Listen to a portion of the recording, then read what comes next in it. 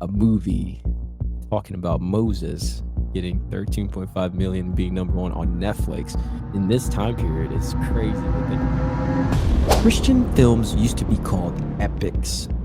Literally, they were called biblical epics. So what happened? Why has Hollywood, or the Christian film industry specifically, stopped making these biblical epics, which used to make everyone watch Christian movies? As a matter of fact, what was the last Christian movie you watched? I can tell you, for me, I watched The Forge, and the only way I learned about The Forge was through word of mouth. Somebody was like, "Hey, there's this good Christian movie that's out. You should check it out." Chances are, The Forge may have had some advertising that probably just missed me as I was walking around, maybe around some church or clicking on some church website or anything like that, or following some YouTube channel. But still, I didn't really know that that movie was out until somebody told me, and then I went and checked it out, and I really liked it. But that's not the type of films Christian movies used to be like. And this is what I wanted to go into in this video. And I found this great article from NRB. These guys write amazing articles about the Christian perspective on different topics. And this one's called Lights, Camera, and Faith. And it's brought up some interesting points. If you are new to the channel, guys, welcome to Locked In Christians, where we talk about the Christian perspective in movies, gaming, AI, technology, all types of industries. And every Friday, we have a live Bible study at 9:30 Eastern Pacific. You can check it out right here. And also, guys, edifymusic.com, where you can find the latest Christian rap, drill, pop, all types of genres you did not think was making Christian music. So go check it out, edifymusic.com. Okay, so back to our story.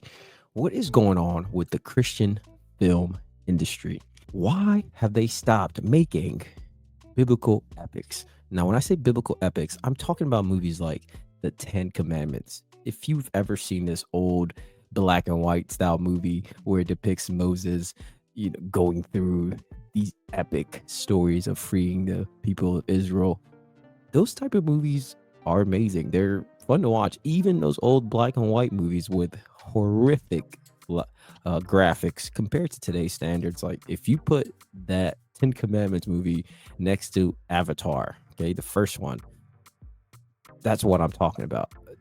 The graphics are night and day, but still, I like that Ten Commandments movie. It's watchable. It's epic, and it's a true story if you are in the faith, of course.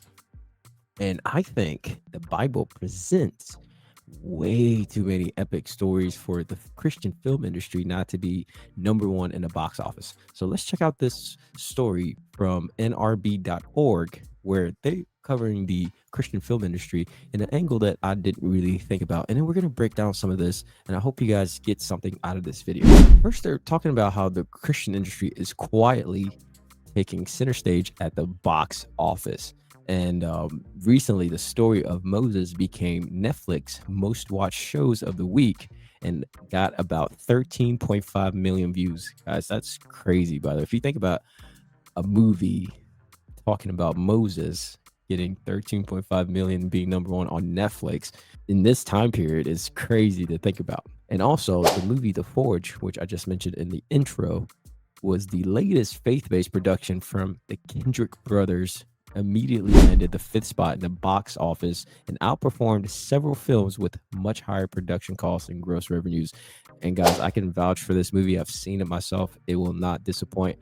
You may cry once or twice. I'm not going to reveal how many times I teared up, but it will get you there.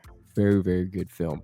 Now, you have to wonder, how did Christian film industry get to this point where they stopped making films that are biblical epics? What happened? What caused this drop?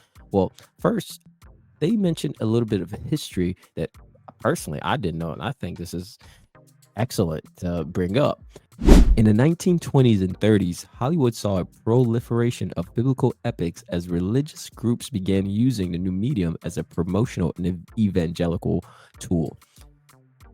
And you can see why it was working back then, because if you're someone like Billy Graham, you want to get your hands on some type of film that's being produced as an evangelical tool.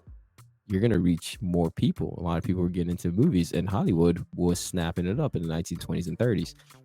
Early Hollywood honored biblical stories by weaving the truth of the scriptures throughout the films they were making. Okay, this is from Jennifer Stolo, CEO and producer at Robert Craig Films. What they're saying is during this time, the term biblical epic and blockbuster became synonymous. Like I mentioned, these films used to be called that.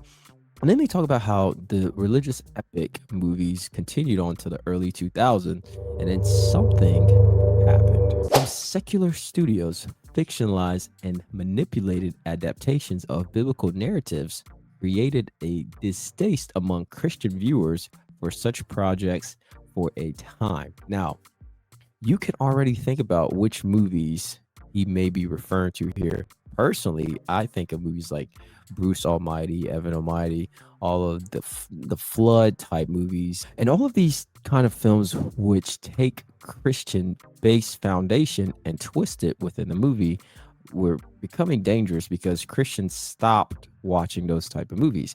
And in today's world of faith-based films, the audience sees the films less as entertainment and more as a ministry tool in ways to evangelize to unique groups of audiences. I completely agree with this sentiment because I was once in the shoes of thinking every Christian film seems kind of cheesy, hard to watch, just awkward.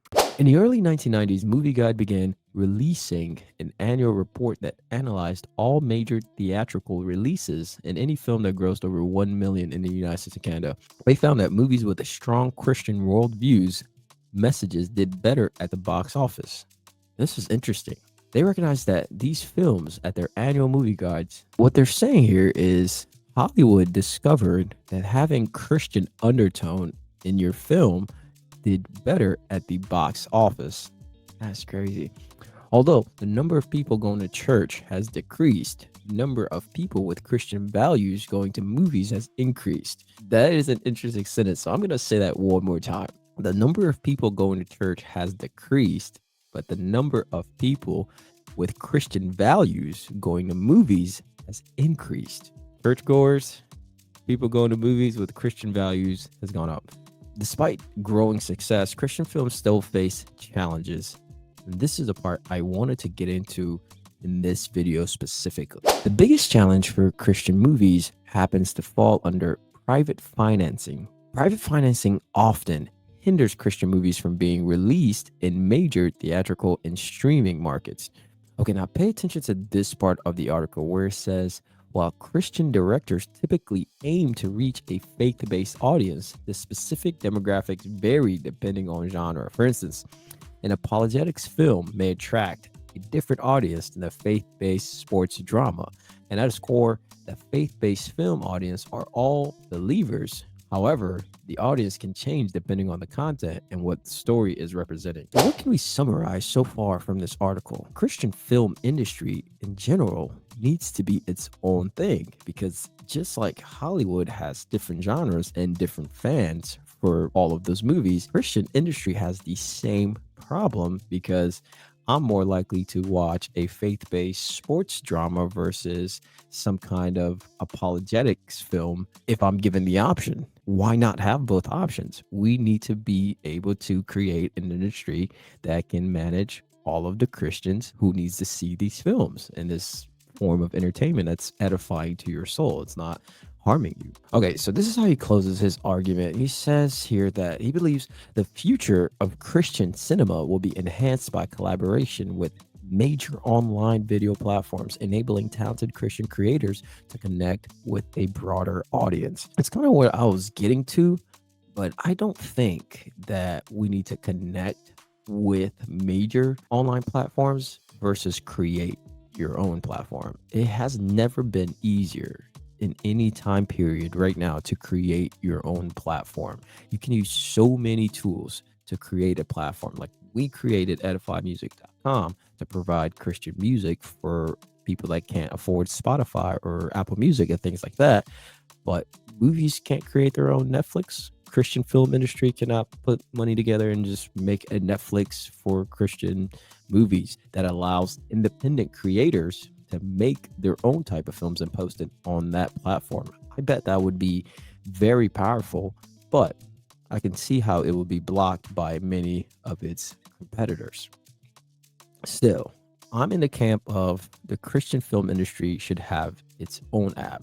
I would subscribe, I would download it. If you have comedy on there that's Christian and family friendly, if you have documentaries on there that's digging into all types of space science, but biblically, from the biblical perspective, you can have biblical epics, right? Like Moses' actual journey, but with really, really good graphics. I'm talking Avatar style graphics. You can have Mission Impossible type movies, but the main character is Christian, faith-based guy. I mean, you can see how we can actually make all of these type of movies and still be faith-based and honoring and glorifying the Lord. There's an opportunity here for the Christian film industry to take over, and we can see it's popular.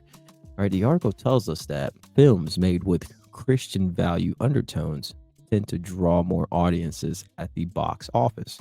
The audiences are already there and they want products with Christian values. Now, I know what you guys are going to say. If you happen to watch this video, you hop on the comments, you're going to say, but The Chosen are doing something like that. Yes, they are. That is one app and they do one show and they're focusing on the Gospels. We should be having other type of documentaries on there, other type of shows on there. I'm talking about a major platform like a Netflix, but with all Christian type of content in there. It will be lovely. You can even, do music. I mean, there's so many ways we can go, and why aren't we doing it is still beyond me. To wrap up the video, I just wanted to first and foremost make sure that my Christian audience, if you are tuning into this, you know that there's an industry of people making movies for you to watch, to be able to enjoy, that compete with all of these other movies like The Forge, for example. And there are also Christian artists that make music every day. There are thousands, trust me, every day popping up and more that you could listen to and switch over from world music to Christian music.